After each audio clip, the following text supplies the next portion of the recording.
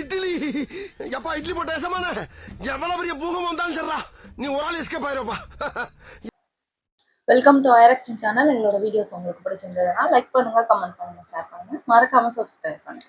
Okay, இப்போ என்ன video பார்க்கணும்னா ஜெய் மணிவேல் அவங்க சேனல் தான் பார்க்க போகிறோம். திவாகரோட ரோஸ்ட் வீடியோ பார்ட் 2 தான் பார்க்க போகிறோம். பார்க்கலாமா? ஜெய் மணிவேல் தப்பா காட்டுற மாதிரி எடுக்காதப்பா. சரி வாங்க வாங்க இங்கே வாங்க. என்னமா இப்படி பண்ணால் எப்படிங்க? நீங்கள் பாட்டுக்கு மைக்கை தூக்கி போட்டு இந்த மாதிரி இது பண்ணால் சொல்லி தான் வந்தீங்க. அந்த கான்ட்ரவர்சியே ஏன் தெரியுமானது? நீங்கள் வந்து இந்த மாதிரி சூரி சாரை பற்றி பேசினாலும் உண்மையை சொல்லவா, அது நீங்கள் அப்பயே அங்கேயே கட் பண்ணி ஏதோ ஒன்று எடுக்க சொல்லியிருந்தீங்கன்னா கூட அந்த பிரச்சனையும் இல்லை.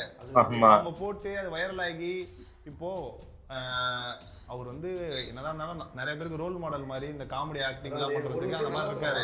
தப்பெல்லாம் இவர் எங்கள் சொந்தக்காரமா, எங்கள் கம்யூனிட்டிமா, நாங்களாம் அப்படி பேச மாட்டோம். எங்கள் கம்யூனிட்டிமா, நாங்களாம் அப்படி பேச மாட்டோம். பொது கருத்தை எல்லாருமே பார்த்துட்டு பெரிய பெரிய ஆட்களே ஜாதி பார்த்து பழகிற ஆள் நான் கிடையாது. என்கிட்ட அது அழியும் ஒளியும் மனித நேயத்தை வளர்க்கும். முத்திட்டுலாம் இல்லை, முத்தனா வருதான் சொந்தம்ன்றதுக்காக அப்படி சொல்லாமே. அது தெரியல. ஒரு தத்ரூபமான ஏதாவது ஒரு சீன் நடிங்க. நான் அப்பதான் கொஞ்சம் நேரத்துக்கு முன்னாடி நடிச்சோம்ல சிவாஜி. அது நடிப்பு இல்லைங்க, அது நீங்க புரிஞ்சிக்க மாட்டேங்கிறீங்க. அதாவது அவன் வந்து கேரக்டராகவே மாறி சட்டையை கிழிச்சு தன்னை வருத்திக்கிட்டு இதுதான் நீங்க பேசுற, இதைத்தான் நீங்க பண்ற தப்பு. இப்ப நடிக்கிறதுல ஃபுல் மசில், அதாவது டோட்டல் எனர்ஜி வேணும். சிவாஜி கணேசன் சார் ஆக்டிங் மாதிரி டக்குன்னு அப்படிலாம் பண்ண முடியாது. அதுவே உனக்கு உடம்பு வருத்தி வலிக்கிறவன். அது மட்டும் இல்ல, நம்ம நிறைய ஆக்டிங் பண்ணி போட்டு தவிர்த்து நீங்க வேற ஏதாவது நடிச்சுக்காங்க. நிறைய நான் போட்டிருக்கேன் பாரு, 7000 ரீல்ஸ். உங்களை மாதிரி நான் எனக்கு படம் பலம் டீம் எல்லாம் கிடையாது. ஃபாஸ்டா முன்னேறி போயிருக்கேன். நீ இத்தனை கேமரா வச்சு இது பண்ணி வச்சு உங்களை விட எனக்கு அதிக மக்கள் ரீச். இது ஒரு அறிவுபூர்வமா யோசிச்சு பாருங்க. இந்த கேமரா இந்த யூடியூப் இன்டர்வியூ எடுக்கறாங்களா, அவங்க எல்லாம் நீங்க இங்க இல்ல தெரியுமா? நூத்துல ஒரு வார்த்தை கிடைச்ச மாதிரி சொன்னப்பா. ஏதாச்சும் ஒரு நல்ல ஒரு சீன் நடிச்சு காட்டுங்க. சரி ஓகே. ஏய் சக்தி, நான் உன்னை விரும்பல, உன்னை கல்யாணம் பண்ணிக்கணும் ஆசைப்படல, பட் இதெல்லாம் நடந்துருமோன்னு பயமா இருக்கு. யோசிச்சு சொல்லு. கல்யாணம் பண்ணீங்கன்னா ஆசம் இல்லையா? ஆசைப்படலைங்க. அது ஆசைப்படலை. ஓ வயதாக இருந்துருச்சோ. சரி வேற ஓகே, தண்ணி விடுப்பா இருப்பா. வேற தான் நடிங்க. இன்னொன்னு பேசுவோம்.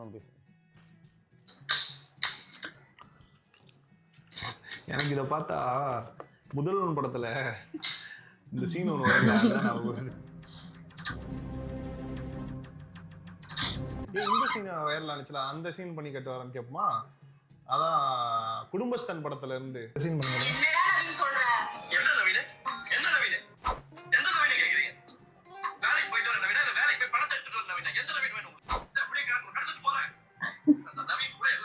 சிங்கிள் டேக் ஆக்டர்ங்கறீங்க, என்ன பண்றீங்க? அதாவது நடிப்பு ஈஸியா வந்துருங்க. டயலாக்லாம் ஏப்பா சிங்கிள் டேக்ல நிறைய விஷயங்கள் இருக்கு. நடிப்பு ஈஸியா பண்ணிடலாம். டயலாக் டெலிவரி அப்ப அது இன்னும் கொஞ்சம் நம்மளுக்கு டயலாக் வரணும்ல. நடிப்பும் டயலாக்ஸ் இல்லதாங்க. இல்ல அப்படி கிடையாது. நடிப்புல பலவகை இருக்கு. டயலாக் டெலிவரி என்னென்ன வகைகள் இருக்கு? கதை என்னமா என்னென்ன இது இருக்கு? நடிப்புன்றது நிறைய இருக்குல. பேசாம கண்ணுலயே நடிக்க வைக்க முடியும். அத நான் கேட்கல. நீங்க வந்து என்ன சொல்றீங்கன்னா, எல்லாத்தையும் நான் வந்து சிங்கிள் டேக் ஆக்டர் நான் பண்ணா பயங்கரமா பண்ணிடுவேன் அப்படின்னு சொல்றீங்க. சரி இந்த ஒரு சீன் பண்ணி காட்டுங்கன்னா ரிக்வெஸ்டா தான். ஆமா இல்ல நானும் ஒண்ணு சொல்லலாமா? சரி சும்மா ட்ரை பண்ணுங்க. உங்களால எவ்வளவு பண்ண முடியும்? டயலாக் பண்ணிரணும் இல்லையா? டயலாக் வந்து பண்ணும்ல. சரிங்க ஒருடா காட்டுங்க டயலாக். அப்ப எப்படி 30 லட்சத்துக்கு நடிப்பாரு? டயலாக் எல்லாம் சும்மா என்ன நவீன் ஏறுமா வந்த வீடியோ போட்டு பேசுவா ஆங்கர் நவீன். ஏங்க நான் அப்படியே ஒரு திரும்பி என்ன நவீன் வேணும்? வேலைக்கு போய் படத்துக்கு வர நவீன் வேணுமா? இந்த இந்த இந்த படம் எடுக்கிறவனுக்கு தான் நமக்கு மன மரியாதை.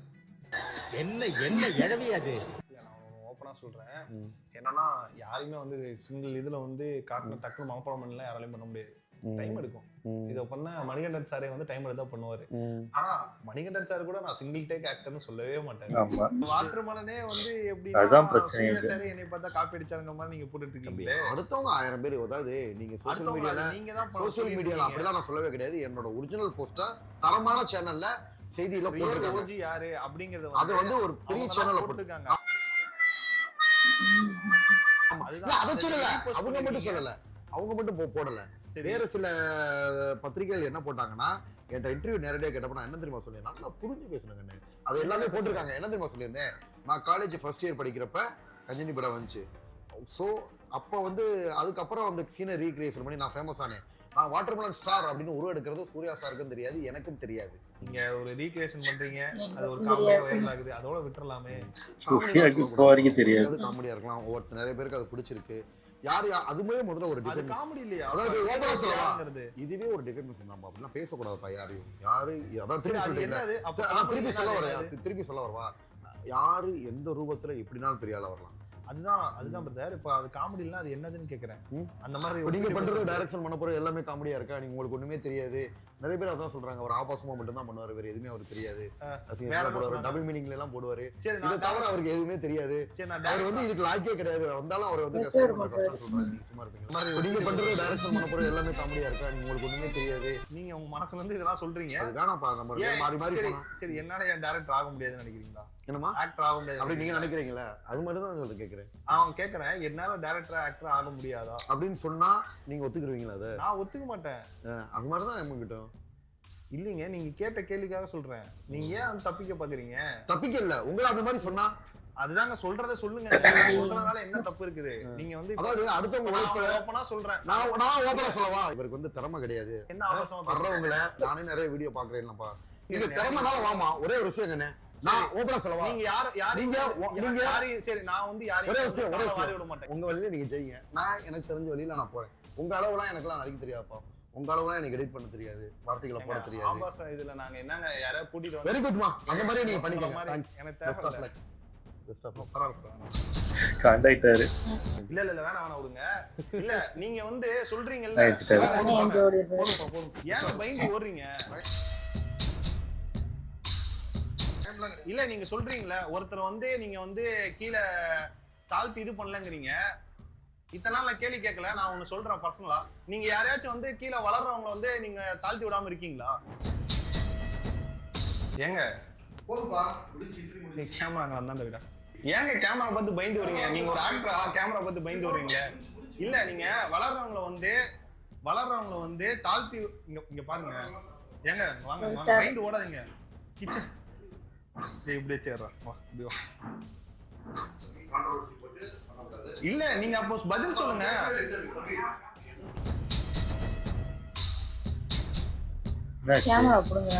அப்படியா? கேமரா உடைச்சிடாதீங்க. என்ன கேமரா தொடாதீங்க. இன்ட்ரி என்ன முடிஞ்சு? இல்ல நீங்க பாட்டு வந்து டைரக்டர் ஆக மாட்டேன், ஆக்டர் ஆக மாட்டேன்னு நீங்க என்ன சொல்லுவீங்க? நான் உங்களை தான் சொன்னேன் அந்த மாதிரி. சரி நீங்க வந்து நான் உனக்கு கேட்கறேன், இவ்வளவு பேசுனீங்கல்ல, இல்ல இங்க வாங்க. ஏங்க பயப்படுறீங்க? நீங்க ஒரு தூரம் கேக்குறீங்கல்ல, ஒரு தூரம் நீங்க கேக்குறீங்களா? இல்ல நான் கேக்குற கேள்விக்கு பதில் சொல்லுங்க. ஏங்க கேமரால ஏதோ மாட்டிட்டு ஏங்க பயந்து ஓடுறீங்க? நீங்க தாங்க கான்ட்ரோவர்சியா மாத்துறீங்க. நீங்க வாங்க, இன்டர்வியூ முடிச்சு கொடுங்க, பேமெண்ட் கொடுக்குறோம். இவருதான் வந்து கான்ட்ரோவர்சியா மாத்திட்டு இது பண்ணிட்டு இருக்காரு. நீங்க சொல்றீங்கல்ல, நான் உங்களை எதுவுமே சொல்ல சார். இங்க பாருங்க, நீங்க இன்னொருத்தர் வந்து இது பண்ணலன்னு சொல்றீங்க. அநாகரிகம்லாம் கிடையாது. நாங்க கேள்வி கேட்கறோம், ஆன்சர் பண்ணுங்க. நீங்க என்னை பத்தி தவறா பேசி என் வாய்ப்பே நீங்க இது பண்ணிருக்கீங்க சார். நீங்க யாரோட வாய்ப்பையுமே வந்து இறக்கி விட்டது இல்லையா? வளர்றவங்க நீங்க ஒதுக்கலீங்களா? அந்த ஒரு ஆங்கரை சொல்றீங்கல்ல, ஏன் வளர்ற கலைஞரை வந்து நீங்க வந்து ஒதுக்கலீங்களா? நீங்க அமுக்கலையா? சரி இந்த ஆடியோ கேளுங்க. வாங்க இந்த ஆடியோ கேளுங்க சார். இந்த ஆடியோ கேளுங்க சார். இல்லப்பா இன்டர்வியூ சார், இன்டர்வியூ எடுத்து தான் எல்லாரும் ஓட்டுறாங்க. அப்புறம் எதுக்கு ஒரு போறாரு? காசு கொடுக்குறாங்க. வாங்க இங்க ஒரு செகண்ட். வாங்கினா அடிவாங்க. இந்த ஆடியோ கேளுங்க. அது சும்மா அப்புறம் கேட்கதான் செய்வாங்க. அப்புறம் எதுக்கு போறீங்க?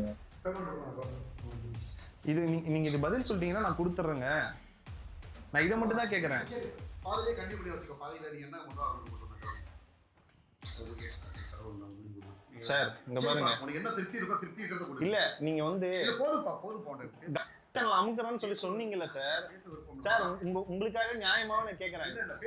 நீங்க வந்து வளரும் கலைஞர், எல்லாரும் உங்களை வந்து அவமானப்படுத்துறாங்க, அமுக்குறாங்கன்னு சொல்லி சொல்றீங்க. சரிப்பா போதும்பா. இந்த ஆடியோ மட்டும் கேளுங்க, ஒரே செகண்ட். என்ன ஆடியோ? வீடியோல வச்சு படம் பண்ற மாதிரி தான் நிறைய வந்துட்டு இருக்கு. இது ஆரம்பத்துல நம்ம கொடுத்துருந்தோம். நம்மளுக்கு பெரிய ஒரு நல்ல ஒரு ஸ்டேட்டஸ் இருக்குன்னு ஸ்பாயில் ஆயிரும். சேர்ந்து பண்ணோம்னு வச்சுக்கோங்க. ஒரு ட்ரோல் மெட்டீரியா இருக்கா? அப்படி அதுவும் இல்லாம அவங்க சின்ன பசங்க செட் ஆகாது. இப்ப அண்ணனுக்கு வந்து பாத்தீங்கன்னா லீட் ரோலா வச்சு படம் பண்ற மாதிரி எல்லாம் நிறைய வந்துகிட்டு இருக்கு. அப்படி இருக்கிறப்ப நான் போய் இப்படி போய் நின்னா எனக்கு எப்படி இருக்கும்? யார்கிட்ட இல்ல சார், பேசுறாரு? இது ஒரு அதான் பிஆர்ஓவா? ஆக்சுவலா சார் தான் வந்து இது ரெஃபர் பண்ணிருப்பாரு போல, உங்களை சொல்லியிருந்தாரு. அவங்க இன்னைக்கு ஐடியா மாத்திக்கிட்டே இருப்பாங்க. நான் பேசுறேன் அவர்கிட்ட, சார் கிட்ட நான் பேசுறேன். கண்டஸ்டன்ட் எங்க கிட்ட இப்ப பேசுறப்ப கண்டஸ்டன்டா சொன்னாங்க. இப்பதான் ஒரு 2 hours முன்னாடி பேசினாங்க. அது இன்னொரு ஒரு பையனை எனக்கு சொல்லியிருக்காங்க கண்ணு. டிவில ஒரு செட்ல ஒரு பையன் இருக்கான், அவனை என் கூட சேர்த்து போடுற மாதிரி சொல்லியிருந்தாங்க. அப்படிங்களா சார்? சோ இப்ப அவங்க தான் வந்து கேட்டிருப்பாங்க போல, நீங்களும் ஜெய்மினி வேலும் நீங்களும் பேரா பண்றீங்களா, நீங்க கேட்டு வேணா நீங்களே பேசுங்க. செட் ஆகாது கண்ணு, நம்ம ஆளு ட்ரோல் மெட்டீரியல். ஆமா உங்க கூட சேர்ந்து பண்ண மாட்டேன்னு சொன்னேன். இது ஒண்ணு மட்டும் கேளுங்க, இது ஒண்ணு மட்டும் கேளுங்க. நான் எடிட்டிங் இவர் தான் சொல்லியிருக்காரு, இவர் கூட தான் சேர்ந்து பண்ண மாட்டேங்கிறாரா? இவர் ஜெய். சொன்னேன் உங்க கூட சேர்ந்து பண்றேன் எனக்கு சொல்லுங்க. சார், இந்த கேள்வி நான் இத்தனை நாளைக்கு கேட்டதே கிடையாது. இங்க பாருங்க, இது நான் கேட்டதுக்கு அப்புறம் அந்த போன்ல அப்படி என்னதான் இருக்கு? இப்போ நடிக்கிறது தான்டா. எல்லாம் டபுள் மீனிங். என்னங்க டபுள் மீனிங்? ஏங்க மதிமொழிங்கிற முட்டாளுங்கிறது டபுள் மீனிங்காடா? சார், நீங்க இப்ப காட்டிட்டீங்களா, இது மட்டும் ஏன் அப்படி பண்ணீங்கன்னு தான் நான் கேக்குறேன். இவரோட பழைய இதெல்லாம் காட்டி டபுள் மீனிங் இது. நீங்க நடுவுல பேசினா நாங்க போட தான் போறோம். ஆனா திவாகர் இவ்வளவு ஒரு பயந்தாங்கொழின்னு எனக்கு தெரியலடா. சீரியஸாவே அவர் ஏன் இப்படி பயப்படுறீங்கன்னா எனக்கு ஒண்ணுமே புரியல. ஏன் பயப்படுறீங்க வந்து இது பண்றீங்க, அவ்வளவு பிரச்சனை பண்றீங்க. இப்போ ஒரு வாய்ப்பு வந்து கொடுத்துருக்காங்க. ஜெய்மணிவேல் வந்து நீங்க வந்து திவாகர் கூட ஒரு இது பண்ணுங்க, ஒரு ஆடிஷனுக்கு வந்து நான் போனேன், கேபி ஆடிஷனுக்கு நான் போனேன்.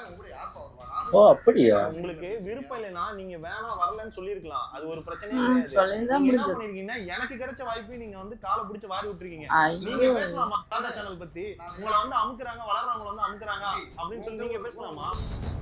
ஓ ஏதோ வாய்ப்பு வந்திருக்கு, ஒரு தடுத்து விட்டுருக்காரு. போயிட்டு அவரெல்லாம் வந்து பண்ணாதீங்க, அவரை வச்சு பண்ணாதீங்கன்னு சொல்லி அந்த ஆடியோ தான் காட்டியிருக்காரு. சொல்லலைன்னா அந்த ஆடியோ நான் போட்டா விஜய் டிவிக்கு அது ஆடியோ போட்டுங்களா? நான் கேளுங்க ஏதோ. அப்புறம் உங்க வயசுல வந்து யார் வயசுங்க? என்ன கேட்டாங்க? இவ்வளவு நாள் இது சொல்லவே இல்லை. எந்த ஒரு சோசியல் மீடியால எந்த ஒரு பிளாட்ஃபார்ம்ல நான் சொல்லவே இல்லை. ஐயோ ரொம்ப நல்ல இல்லைன்னா அதோட முடிஞ்சிருச்சுங்க. என்னை பத்தி தவறா பேசி என் வாய்ப்பு ஏங்க நீங்க இது பண்றீங்க? என்ன எடிட்டிங் பண்ணி உங்களை போட்டிருக்காங்க? தம்பி வந்து பேமெண்ட் வந்து இது பண்ணிப்பா, அண்ணனுக்கு கொஞ்சம் சேர்த்து கொடுப்பா, அப்ப கேக்குறப்ப உங்களுக்கு வந்து கூச்சம் இல்லைங்களா? நான் என்ன சொல்றேன்னா, என் கூட நீங்க சேர்ந்து நடிக்க வேணாம். என்னை பத்தி ஏன் தப்பா சொல்லிங்க, என்னோட வாய்ப்பை ஏன் நீங்க வந்து இது கெடுத்து விட்டீங்க? எங்க ஆள்கிட்ட இல்லைங்க, நீங்க அந்த டைரக்டர் முத கொண்டு எல்லாத்தையுமே சொல்லி அதை வந்து நீங்க கெடுத்து விட்டுருக்கீங்க. அதான் ஆடியோ அந்த இது போட்டார்ல. ஓ பாத்ரி வேற இருக்கா? பணம் எனக்கு ஒரு மேட்டரே இல்லைங்க, பணம் வேணா வாங்கிட்டு போங்க.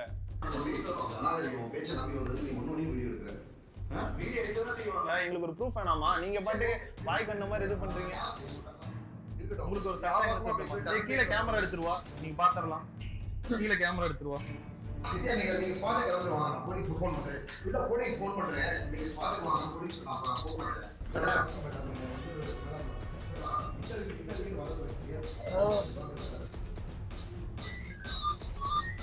அங்க போய் நிக்கிறாரு. ஏதோ போலீஸா யாராவது தெரிஞ்சவர் யாரையா கூப்பிட்டாரு போல இருக்கு எனக்கு தெரிஞ்சு. ஆனா ஏதோ ஒரு வாய்ப்புன்னு நினைக்கிறேன். எனக்கு தெரிஞ்சு ஏதோ விஜய் டிவில ஏதோ கூப்பிட்டுருக்காங்க இந்த மாதிரி தான் சொல்றாரு எனக்கு தெரிஞ்சு. அது ஏதோ இவர்கிட்ட கேட்டிருக்காங்க. இவர் வந்து அவனாலாம் ஏன் கூப்பிட்டுருக்கீங்க, ஏதோ டபுள் மீனிங் பேசுறவரு, அசிங்கமா பேசுறவருன்னு ஏதோ என்னவோ சொல்லி கெடுத்து விட்டாரு போல இருக்கு இவரை. இவர் ஒரு ஆளு இவர்கிட்ட எதுக்கு கேக்குறாங்க? ஏன்னா இவர் இப்போ ட்ரெண்ட்ல இருக்கறனால இந்த மாதிரி டிவி சேனல் இந்த மாதிரி இன்டர்வியூ அவங்களுக்கு அப்படி வியூஸ் போகும் அந்த நினைப்புல தான் இது பண்றாங்க. அதாவது இப்படி பண்ணி தான் அவங்கள இது பண்ணி பெருசாக்கி அவங்க என்ன நினைச்சுக்கிறாங்க, நம்ம தான் பெரிய ஆளு, நம்ம எல்லா சேனலும் கூப்பிடுறாங்க அப்படின்னு நினைப்பு வந்துருது ஆட்டோமேட்டிக்காவே. இல்ல ஒருத்தவங்க வந்து சோசியல் மீடியா போட்டு அடிக்க ஆரம்பிச்சா அதுக்கப்புறம் இன்டர்வியூ கொடுக்காம இருக்கிறது அவங்களுக்கு நல்லது. இவர் என்ன வளைச்சு எல்லாருக்கும் போய் அதான் சொல்றல, பரிதாபங்கள் அவர் கோபி சொல்ற மாதிரிதான் இவர் தெரிஞ்சுதான் பண்றாரு. அதனால காசு வாங்கிட்டு அது கான்ட்ரவர்சி ஆகி அவர் இதாகிடுறாரு. அது தெரிய மாட்டேங்குது யாருக்கும். அது இவர் வந்து இன்னசென்ட் மாதிரி காட்டிக்கிறாரு மாதிரி இருக்கு. நடுவுல என்னவோ இதெல்லாம் ஏதோ சொன்ன மாதிரி இருந்துச்சு, ஏதோ ஜாதி கீதி ஏதோ இது ஏதோ இன்னொன்னு ஒரு இன்டர்வியூலயே இதே மாதிரி ஏதோ சொல்லியிருந்தாருன்னு நினைக்கிறேன் ஜிபி முத்து பத்தி. அது நானும் ஃபர்ஸ்ட் பார்ட்லயே சொன்னேன், அந்த இது மீன் ஸ்டுடியோ சேனல்லையும் சொல்லியிருந்தேன். அதாவது அந்த எனக்கு கரெக்டா தெரியலன்னு, ஆனா பார்த்தேன் வீடியோ. ஒரு கரெக்டா சொல்றாரு, உண்மையிலே லோ காஸ்ட்னு ஏதோ சொல்லிட்டு இருக்காரு. எதுக்கு இது தேவையில்ல? அவர் பேசுறது பிடிக்கல, அவர் கூட பழகுறது பிடிக்கலன்னு சொல்லிட்டு போயிடலாம். இது எதுக்கு தேவையில்லாத ஒரு வாயை விட்டுட்டு என்ன போறான்னு தெரியல. தெரிஞ்சுதான் பேசுறாரா என்னன்னே புரியல. என்ன பண்ண போறாரோ. நல்லா மாட்டிக்கிட்டு இருப்போம். நல்லா இருந்துச்சு. பார்க்கலாம், சீக்கிரமே பார்ட் 3 பண்ண பார்க்குறோம். நீங்களும் இந்த வீடியோக்கு எவ்வளோ லைக் போடுறீங்களோ அது அந்த அளவுக்கு நாங்களும் ஸ்பீடாக போட பார்க்குறோம். ஓகே, எங்கள் வீடியோஸ் உங்களுக்கு பிடிச்சிருந்தா லைக் பண்ணுங்க, ஷேர் பண்ணுங்க, கமெண்ட் பண்ணுங்க, மறக்காம சப்ஸ்கிரைப் பண்ணுங்க. எல்லாருக்கும்